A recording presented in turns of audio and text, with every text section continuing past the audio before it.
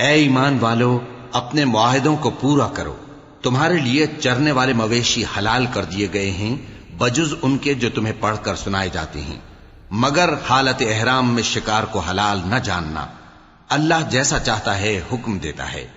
مومنوں، اللہ کے نام کی چیزوں کی بے حرمتی نہ کرنا، اور نہ ادب کے مہینے کی، اور نہ قربانی کے جانوروں کی، اور نہ ان جانوروں کی جو اللہ کی نذر کر دیے گئے ہوں کہ جن کے گلوں میں پٹے پڑے ہوں، اور نہ ان لوگوں کی جو حرمت والے گھر یعنی بیت اللہ کو جا رہے ہوں، اپنے پروردگار کے فضل اور اس کی خوشنودی کے طلبگار بنے ہوئے۔ اور جب احرام اتار دو تو پھر اختیار ہے کہ شکار کرو، اور کچھ لوگوں کی دشمنی اس وجہ سے کہ انہوں نے تم کو مسجد حرام سے روکا تھا، تمہیں اس بات پر آمادہ نہ کر دے کہ تم زیادتی کرنے لگو۔ اور دیکھو، نیکی اور پرہیزگاری کے کاموں میں ایک دوسرے کی مدد کیا کرو، اور گناہ اور ظلم کی باتوں میں کسی کے ساتھ تعاون نہ کرو، اور اللہ سے ڈرتے رہو۔ کچھ شک نہیں کہ اللہ کا عذاب سخت ہے۔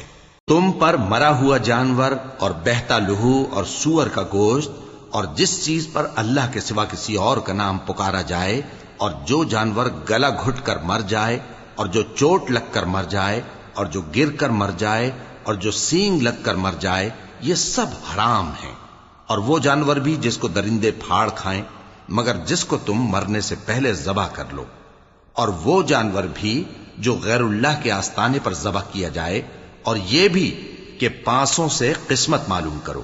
یہ سب گناہ کے کام ہیں۔ آج کافر تمہارے دین سے نا امید ہو گئے ہیں تو ان سے مت ڈرو اور مجھی سے ڈرتے رہو۔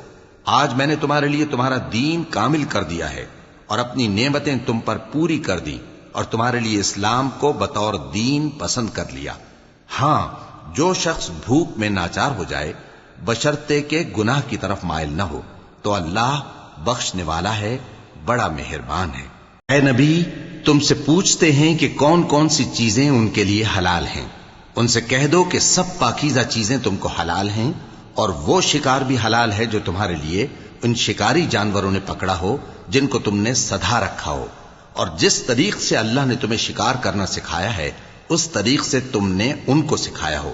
تو جو شکار وہ تمہارے لیے پکڑ رکھیں اس کو کھا لیا کرو، اور شکاری جانوروں کے چھوڑتے وقت اللہ کا نام لے لیا کرو، اور اللہ سے ڈرتے رہو، بے شک اللہ جلد حساب لینے والا ہے۔ آج تمہارے لیے سب پاکیزہ چیزیں حلال کر دی گئیں، اور اہل کتاب کا کھانا بھی تم کو حلال ہے، اور تمہارا کھانا ان کو حلال ہے، اور پاک دامن مومن عورتیں اور پاک دامن اہل کتاب عورتیں بھی حلال ہیں، جبکہ ان کا مہر انہیں دے دو۔ اور نکاح سے عفت قائم رکھنی مقصود ہو، نہ کہ کھلی بدکاری کرنی اور نہ چھپی دوستی کرنی۔ اور جو شخص ایمان کا منکر ہوا اس کے عمل ضائع ہو گئے، اور وہ آخرت میں نقصان پانے والوں میں ہوگا۔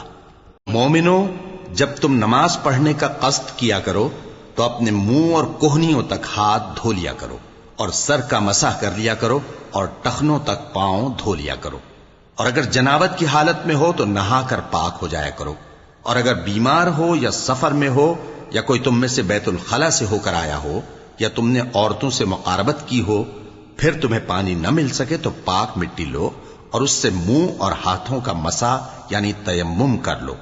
اللہ تم پر کسی طرح کی تنگی نہیں کرنا چاہتا، بلکہ یہ چاہتا ہے کہ تمہیں پاک کرے اور اپنی نعمتیں تم پر پوری کرے تاکہ تم شکر کرو۔